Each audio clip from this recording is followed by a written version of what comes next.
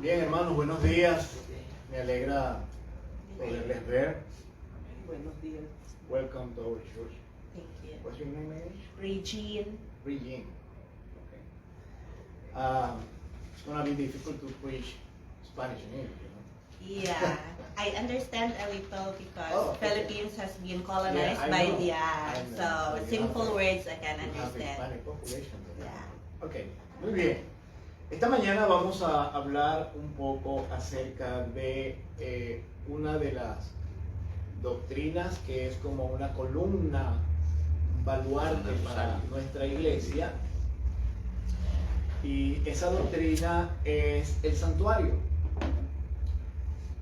Es una de las creencias de la iglesia adventista que se ataca, en el sentido de que mucha gente simplemente no quiere asumir o creer lo que el santuario enseña.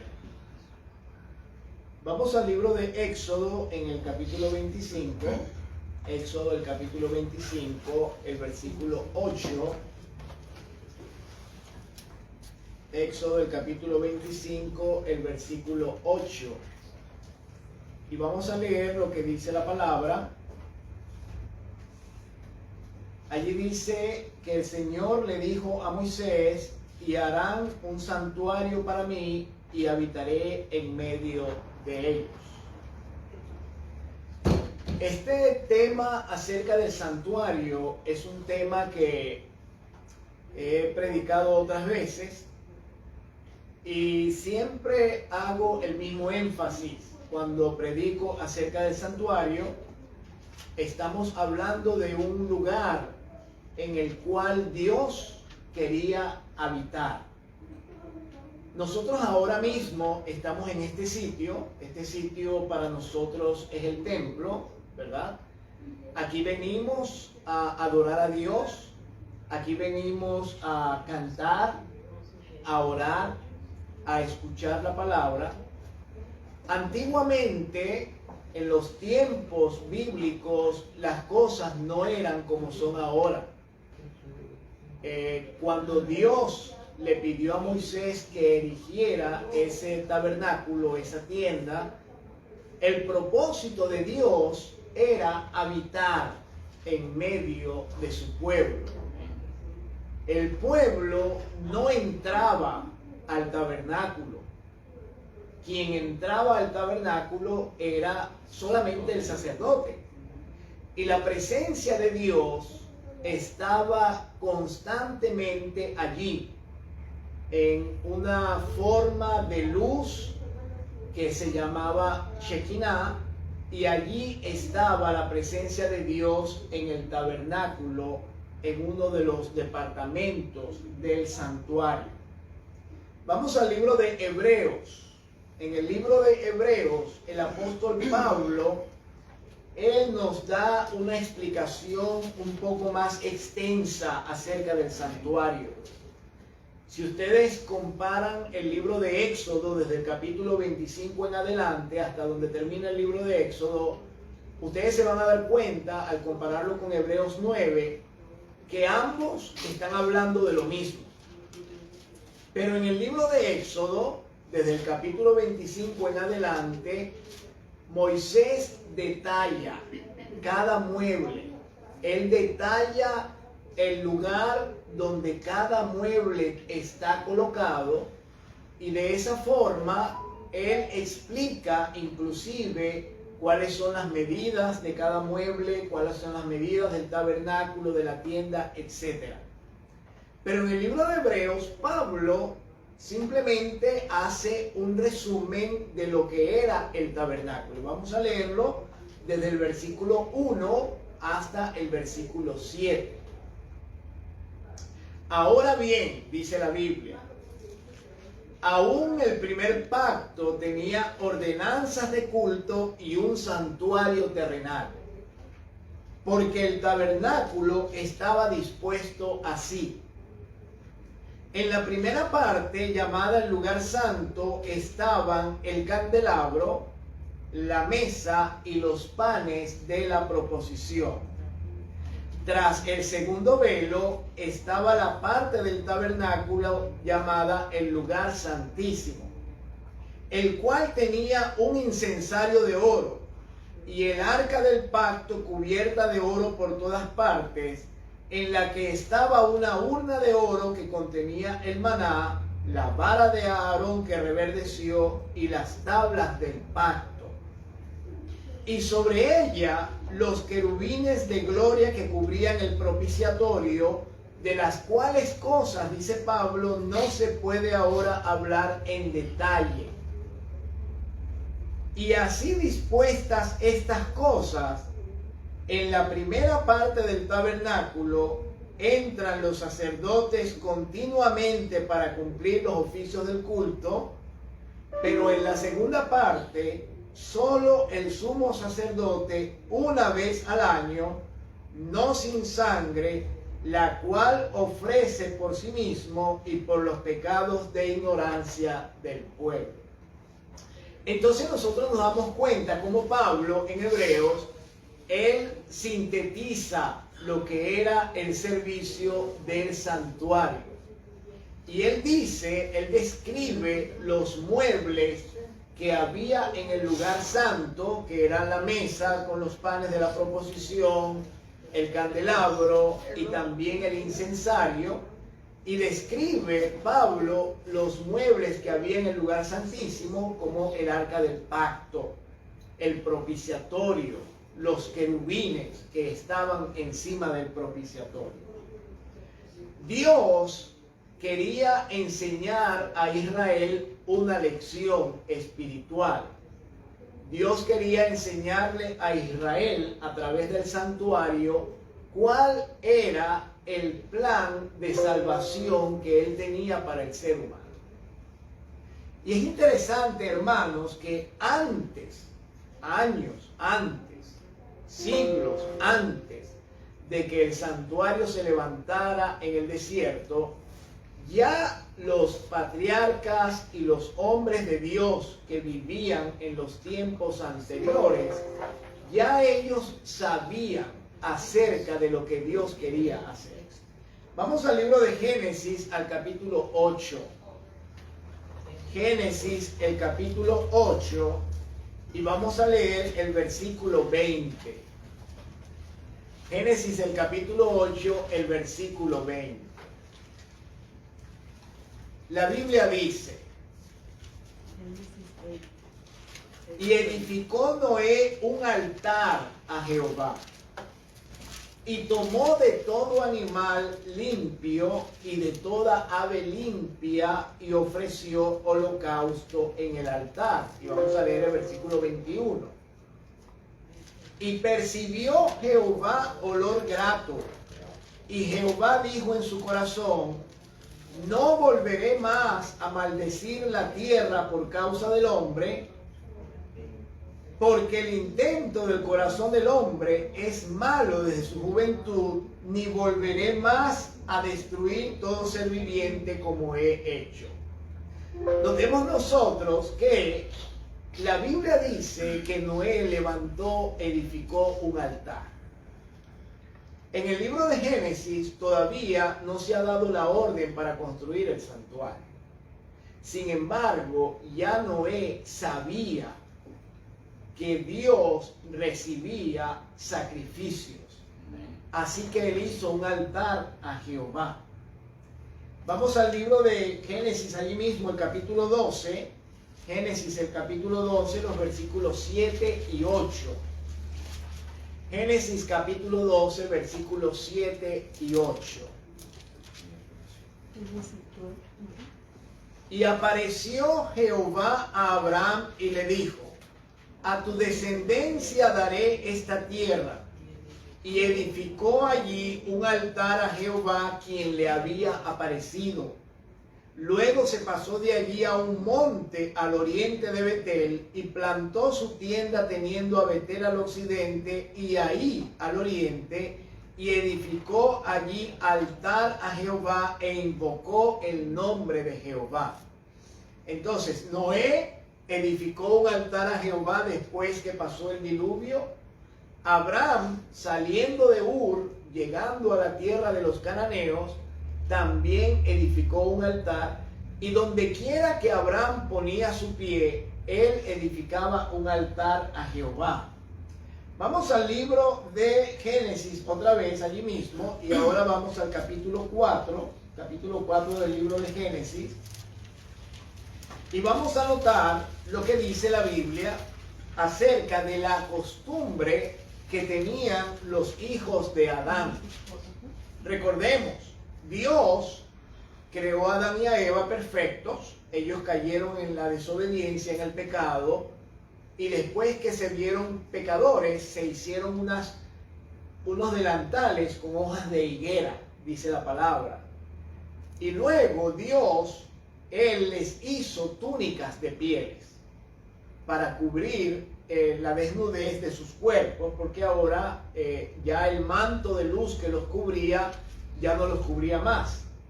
Y dice la Biblia en el capítulo 4 de Génesis, comenzando en el versículo 1, que Adán conoció a su mujer Eva, la cual concibió y dio a luz a Caín, y dijo: por voluntad de Jehová he adquirido varón. Después dio a luz a su hermano Abel, y Abel fue pastor de ovejas, y Caín fue labrador de la tierra. Y aconteció, dice la Biblia, andando el tiempo, que Caín trajo del fruto de la tierra una ofrenda a Jehová.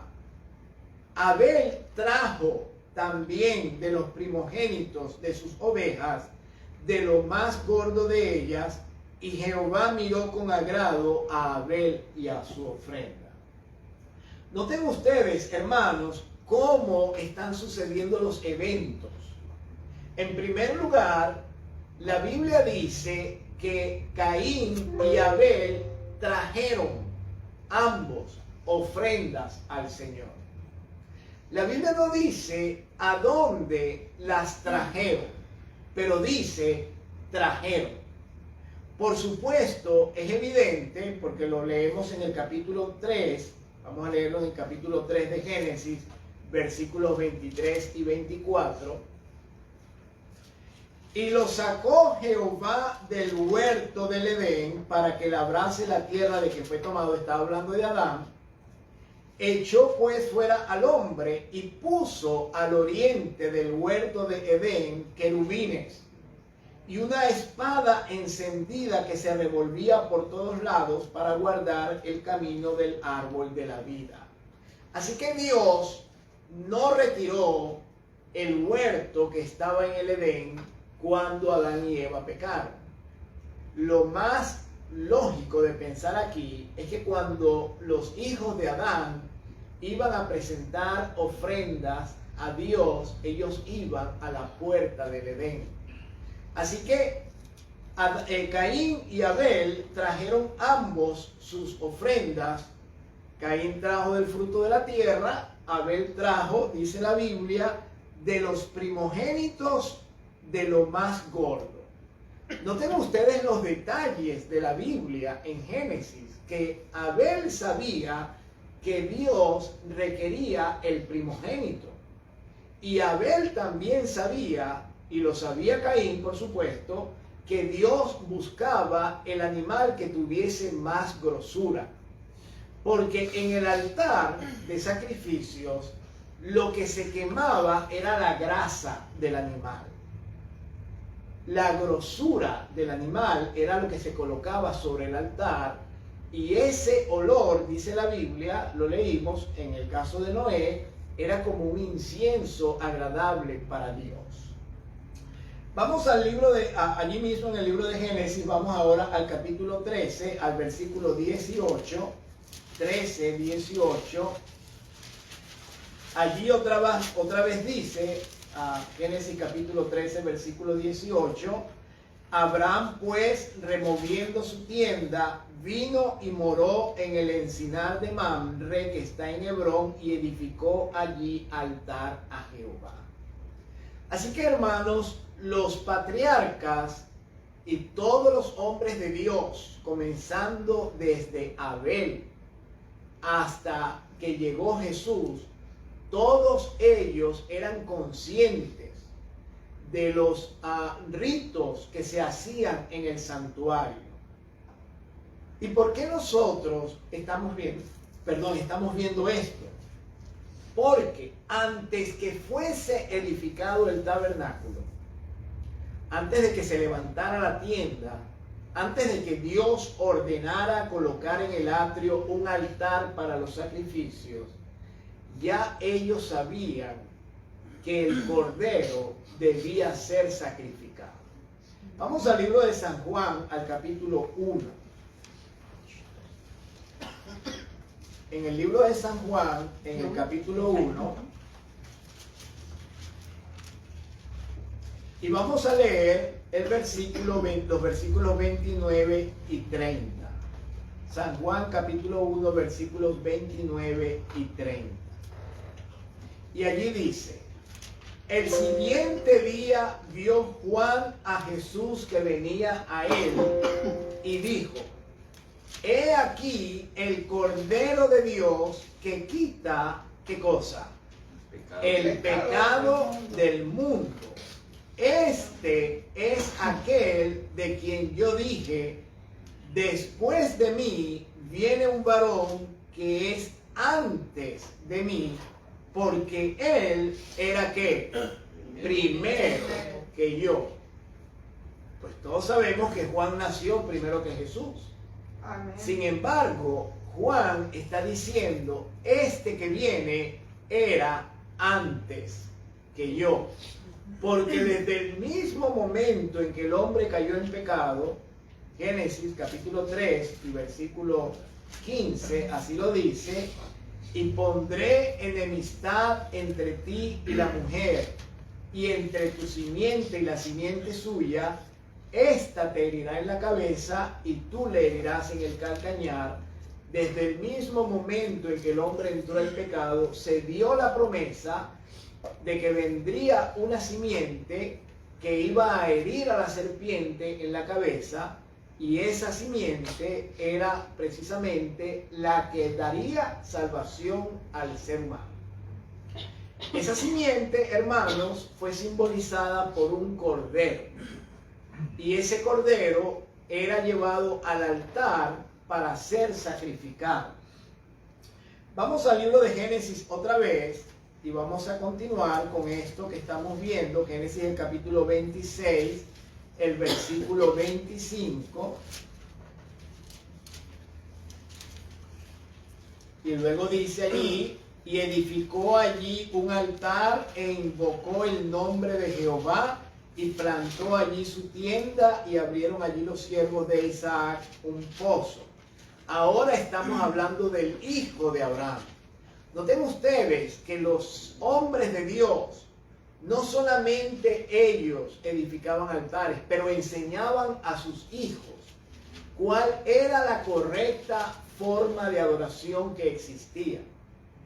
Así que levantaban un altar que la Biblia dice era construido con piedras, y entonces ellos criaban a sus animales, criaban a los becerros, las ovejas, etcétera, y luego tomaban esos animales y los sacrificaban, y siempre escogían el mejor animal. Vamos al libro de Lucas, y vamos a darnos cuenta de lo que sucedió en esta historia. Lucas en el capítulo 16, Lucas en el capítulo 15, allí está la historia, ¿verdad? O la parábola del hijo pródigo. Noten ustedes cómo la Biblia se va encadenando, va uniendo un eslabón con el otro y nos va diciendo cómo el plan de Dios se cumple desde el principio hasta el fin. Ustedes recuerdan la historia del hijo pródigo. Se fue, gastó todos sus bienes, ¿verdad? Con rameras, con borrachos, etc. Y cuando ya se vio que no tenía nada, decidió regresar a su padre. Y dice la Biblia, versículo 21. Vamos a leer desde allí, no vamos a leer toda la historia porque nos interesa concentrarnos en el tema acerca del altar y de los sacrificios. Dice: Y el hijo le dijo, Padre, he pecado contra el cielo y contra ti. Noten, esto es una confesión. Ya no soy digno de ser llamado tu hijo. Pero el padre le dijo a sus siervos, saquen el mejor vestido y vístanlo, pongan un anillo en su mano y calzado en sus pies. Y traigan, ¿qué cosa? El becerro gordo, y matadlo, y comamos y hagamos fiesta. Vamos al versículo 27. Ahora el hijo mayor está reclamando. Versículo 27, capítulo 15 de Lucas, y le dice, él le dijo, tu hermano ha venido y tu padre ha hecho matar, ¿qué cosa? El becerro gordo, por haberlo recibido bueno y sano. Vamos al versículo 30 del capítulo 15 de Lucas. Pero cuando vino tu hijo que ha consumido tus bienes con rameras, has hecho matar para él, ¿qué cosa? El becerro gordo. Así que todo el conflicto que tenía el hijo mayor con el hijo menor, que era el hijo pródigo, tenía que ver con haber matado el becerro gordo. El animal más gordo, el de más grosura, era el que se ofrecía a Dios como sacrificio, porque ese animal representaba el sacrificio de Cristo. Así que, hermanos, en estos versículos nosotros nos damos cuenta que el plan de Dios para su pueblo era que ellos entendieran cuál era el método de la salvación. En el santuario, cuando Dios mandó a construir el santuario, había 3 partes. Ya leímos 2 de ellas en Hebreos. El apóstol Pablo describe el lugar santo, donde estaba la mesa de los panes, el candelabro y el incensario. Y él describe el lugar santísimo, donde estaba el arca del pacto que contenía la ley de Dios, los 10 mandamientos. Allí también había un potecito de maná, y estaba también la vara de Aarón que reverdeció. Dios mandó a poner esas 3 cosas dentro de esa arca. Pero Pablo no menciona el atrio. El atrio tenía el altar de los sacrificios. Y el santuario, hermanos, nos da a nosotros el orden en el cual la persona llega a conocer y a ser salva. Cuando el israelita entraba al área del santuario y entraba al atrio, lo primero que veía el israelita era el altar de sacrificios.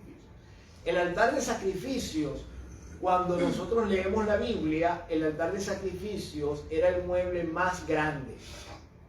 Tenía las mayores medidas. De hecho, hay estudiosos de la Biblia que dicen que el altar de sacrificio era tan grande que dentro de él, si se le quitaba la parrilla donde se ponían los animales, dentro de él cabían sin ningún problema los demás muebles del santuario.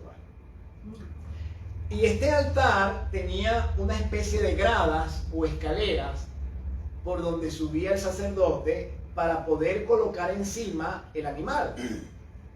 El animal no lo mataba el sacerdote. El israelita que traía el animal, él tenía que colocar su mano sobre el animal, confesar su pecado, no tenía que hacerlo en voz alta, sino confesar su pecado, y entonces el sacerdote le daba al israelita un cuchillo. Y el israelita le quitaba la vida al animal con su propia mano y derramaba la sangre del animal el israelita mismo. Entonces el sacerdote en una copa tomaba de la sangre y con esa sangre él se iba dentro del santuario, no sin antes lavar sus manos y sus pies en una fuente de bronce que tenía agua y que estaba justo al frente del santuario. Allí tenemos nosotros una imagen, gracias hermano, de esa construcción. Y entonces, cuando él se lavaba las manos y los pies, ahora sí, él entraba al lugar santo. El altar de sacrificios representaba la muerte de Jesús. Y es que toda persona que busca salvación, lo primero que tiene que hacer es aceptar su condición de pecador. Nadie puede ser salvo a menos que reconozca que es un descendiente de Adán que pecó. Si una persona no reconoce su pecado, pues tampoco lo confiesa. Porque el que no cree que tiene pecado, no tiene nada que confesar. Así que el israelita confesaba su pecado y derramaba la sangre del cordero. Por eso Juan dijo, he aquí el Cordero de Dios, que quita ¿qué? El pecado del mundo. Amén. Entonces, cuando nosotros reconocemos nuestro pecado, nosotros confesamos nuestros pecados. ¿Y a quién le confesamos nosotros nuestros pecados? A Dios. Ya ahora nosotros no tenemos un tabernáculo terrenal, no tenemos una tienda, no hay un templo, no hay un sitio con un altar físico que tenga una parrilla. Nosotros no traemos física, literalmente, un animal para colocarlo en un altar y matarlo, porque ya Jesús dio su vida por nosotros. Ahora nosotros lo único que tenemos que hacer es reconocer nuestro pecado y confesar nuestro pecado a Dios. La sangre ya se derramó. ¿Correcto? La sangre ya está derramada. Lo único que necesitamos hacer es confiar. Confesar y confiar. Vamos al libro de Primera de Juan.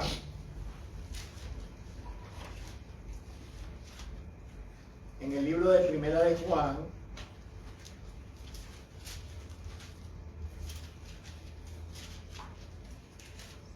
capítulo 2, capítulo 1 primero, vamos a leer el versículo 9, capítulo 1 de Primera de Juan, versículos 9 y 10, y luego seguimos con el capítulo 2. Allí dice, si confesamos nuestros pecados, Él es fiel y justo para perdonar nuestros pecados. ¿Quién es fiel y justo? Dios. Si yo confieso mi pecado, Él es fiel y justo para perdonar mi pecado. Y recuerden, estamos hablando de esto porque el altar de los sacrificios que estaba en el santuario representaba la muerte de Jesús como sacrificio expiatorio por nuestros pecados. Si confesamos nuestros pecados, Él es fiel y justo para perdonar nuestros pecados y limpiarnos de toda maldad. Si decimos que no hemos pecado, le hacemos a Él mentiroso. ¿A quién hacemos mentiroso? A Dios. Y su palabra no está en nosotros. Y luego dice, hijitos míos, estas cosas os escribo para que no pequéis.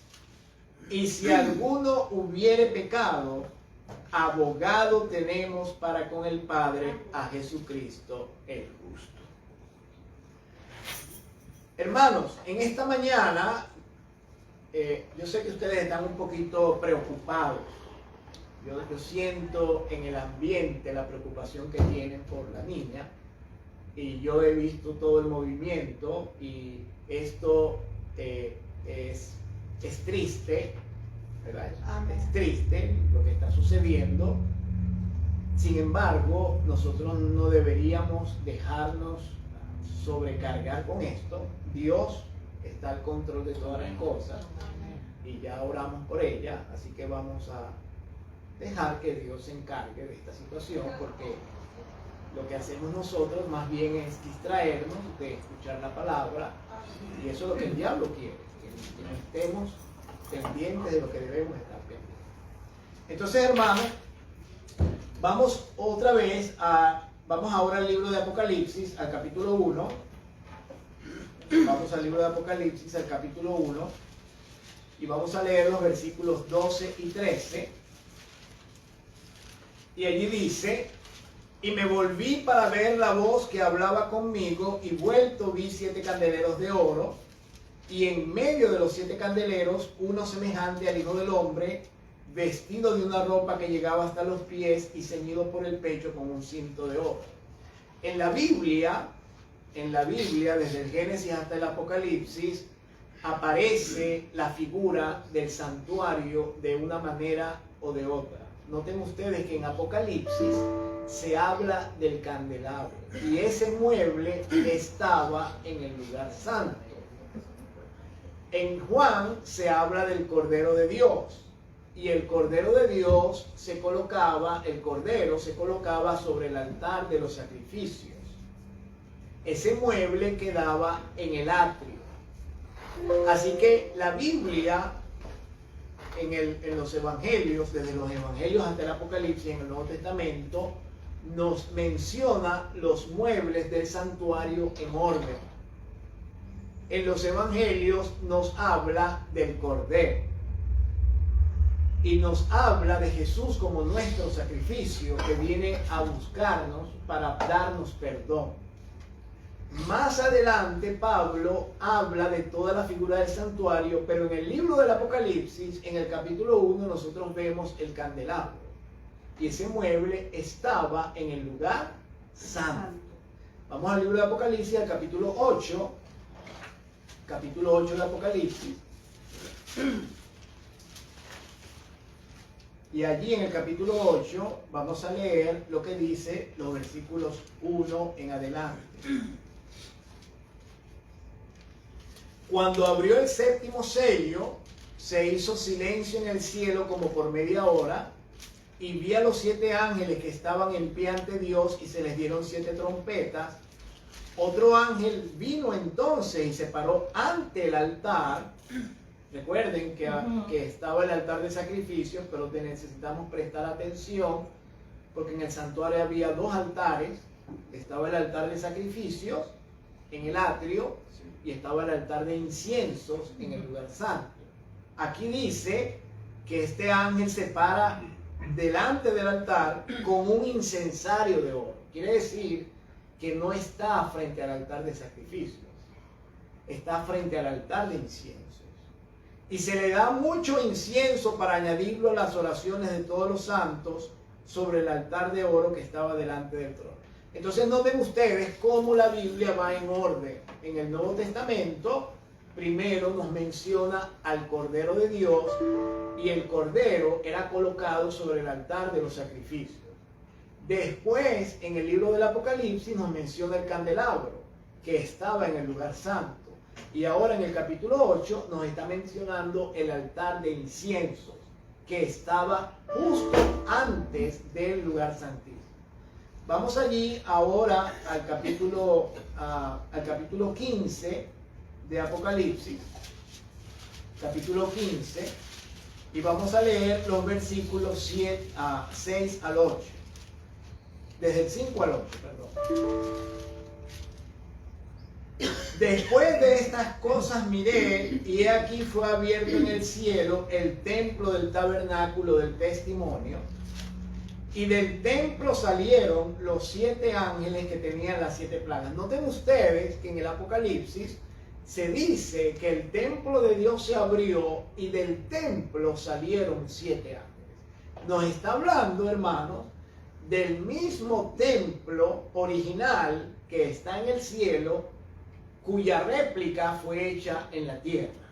Y la Biblia dice, versículo 6, del templo salieron los 7 ángeles que tenían las 7 plagas, vestidos de lino limpio y resplandeciente, y ceñidos alrededor del pecho con cintos de oro.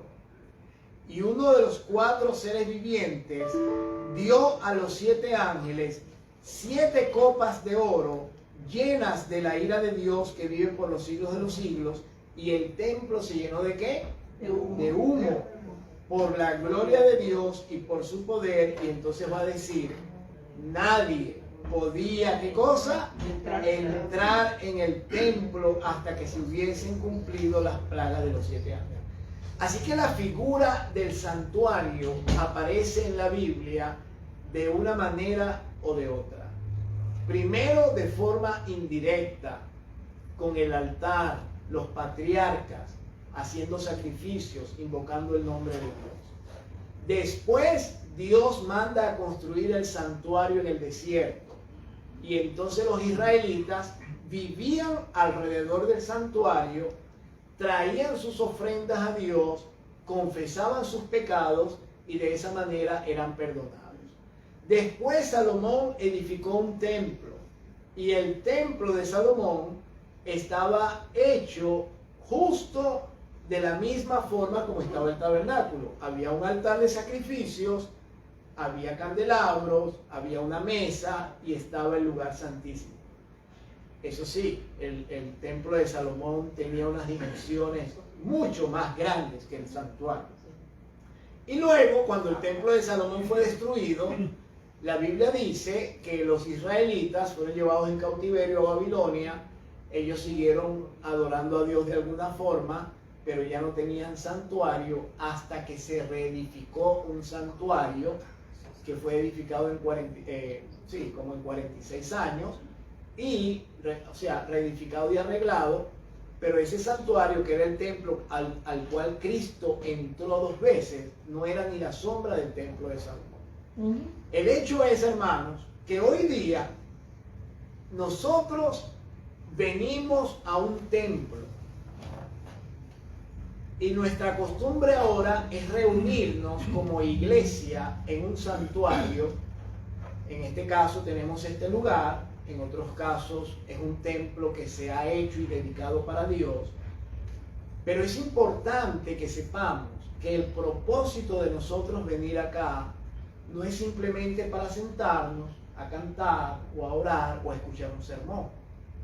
El propósito, hermanos, principal de nosotros venir a un lugar como este es adorar a Dios. Amén.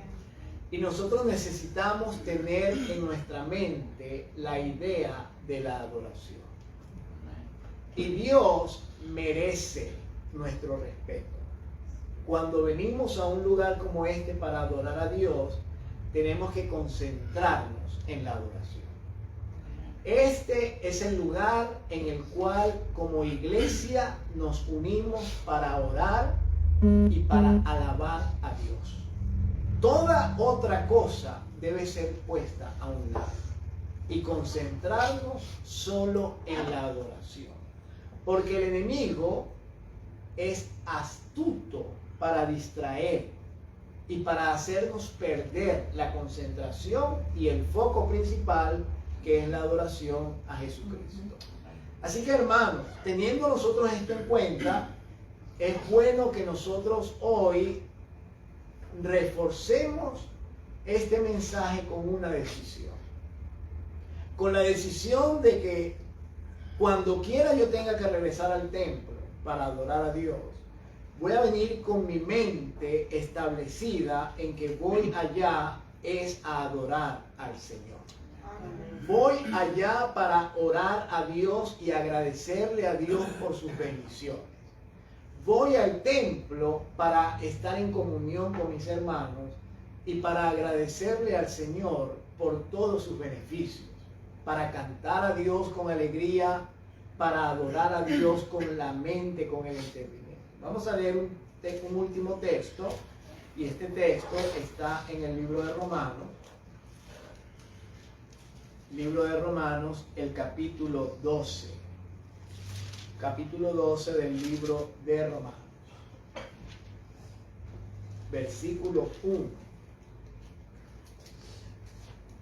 Y la Biblia dice: así que, hermanos, os ruego por las misericordias de Dios, que presentéis vuestros cuerpos en sacrificio vivo, santo, agradable a Dios, que es vuestro culto, ¿qué? Racional. La Biblia, hermanos, nos dice ahora que nosotros somos el templo de Dios y que nosotros debemos levantar a Dios este templo y ofrecerlo como un sacrificio racional. No venimos al templo a adorar a Dios solo por costumbre. No venimos aquí por rutina. No venimos aquí por obligación. Venimos de buena voluntad. Amén. Amén. Y venimos con razonamiento, para cantar con inteligencia, para cantar no solo con la voz, sino también pensando en las palabras de lo que estamos cantando. Amén. Amén. Venimos a orar y a orar con inteligencia, con entendimiento, no simplemente a repetir una oración que escuchamos, sino a orar a Dios de corazón, a alabar su nombre. Así que esta lección acerca del santuario nos deja a nosotros la lección de la correcta adoración y de cómo nosotros obtenemos la salvación. Dios quiera que nosotros podamos encauzarnos en esa dirección y que cada vez, hermanos, que vengamos al templo a adorar a Dios, le demos a Dios lo mejor de nosotros, Amén. el 100% de nuestra adoración. Amén. Vamos a levantarnos y vamos a orar para concluir.